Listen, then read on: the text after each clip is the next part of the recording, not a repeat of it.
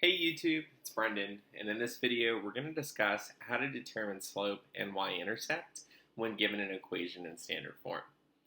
When given an equation in standard form, the easiest thing to do is to solve the equation for y so that you get the form that you're probably most familiar with, which is slope-intercept form. Slope-intercept form is given by the equation y is equal to mx plus b, where m represents the slope and b represents the y-intercept. Go ahead and write that out for you here.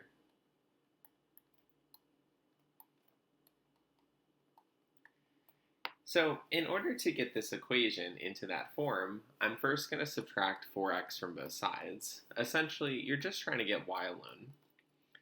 And I'm going to write this as 5y equals, you would normally think 7 minus 4x, and there's nothing wrong with that. But just because we're trying to get it into this form, I'm actually going to put the negative 4x first, and then add 7. I can then divide both sides by 5, and when I do so, I get y is equal to negative 4x plus 7 over 5. Now, what you can do is you can split the fraction. So anytime you have addition in the numerator, you can split the fraction into negative 4x over 5, which can be written as negative 4/5 x plus 7 over 5.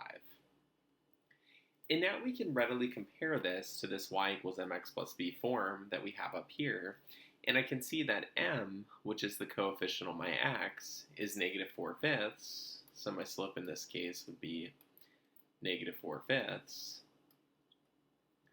and my y-intercept is just that 7 over 5 value. Let's take a look at another one. So in this one I have 3x minus 2y equals 15. So I could start once again by subtracting 3x from both sides. And when I do, I will have negative 2y, notice that negative is still there, is equal to negative 3x plus 15. And then I could go ahead and divide both sides by negative 2. Dividing both sides by negative 2, I can split the fraction. 3 over negative 2 is going to become 3/2 x. 15 over negative 2 can just be written as minus 15 over 2.